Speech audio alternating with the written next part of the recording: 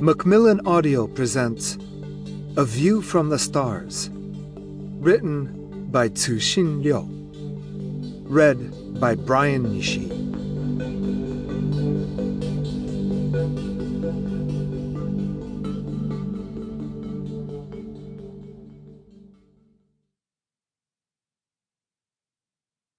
Time Enough for Love, translated by Adam Lamphere. Written September 21st, 2015 in Yangquan, Shanxi. First published by Sichuan Science and Technology Press in January 2016 as a preface to The Worst of All Possible Universes and the Best of All Possible Earths, Liu Cixin's Sci-Fi Reviews and Essays. It was a sweltering evening more than 40 years ago. My family and I lived in a bungalow without electric fans, and it would be more than 10 years before anyone had an air conditioner or television set. Those may as well have been sci-fi technology. The adults were all outside, fanning themselves and chatting. I was alone in the house, sweating and reading. The book was the first work of sci-fi I'd ever read, Jules Verne's Journey to the Center of the Earth. My rapture was interrupted when someone snatched the book from my hands. It was my father. I was a bit nervous because a few days before he'd caught me reading Red Crag. He had scolded me and confiscated the book. It's hard for people to imagine today, but back then, even red revolutionary literature like Red Crag and Song of Youth was forbidden. This time, however, my father said nothing. He just silently handed the book back to me. As I was impatiently preparing to re-enter Verne's world, my father, who last I'd checked had been leaving the room, stopped at the door, turned his head, and said, "It's called science fiction."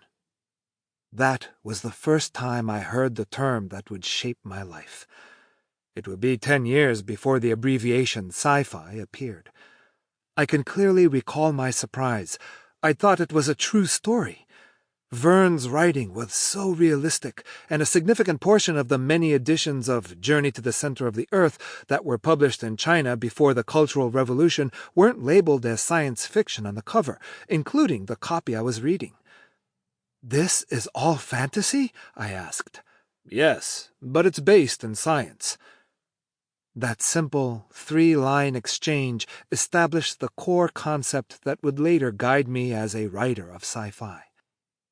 I've previously named 1999, the year I had my first work published, as the year I began writing sci-fi. In truth, my creative journey began 2 decades before that. I wrote my first work of sci-fi in 1978. It was a short story about aliens visiting Earth. At the end, the aliens give the main character a gift, a little squishy blob of some sort of membrane, small enough to hold in one hand. They tell him it's a balloon. He takes it home and blows it up, first with his mouth, then with a bicycle pump, then with a high-powered blower, and it expands into an enormous city, bigger than Beijing.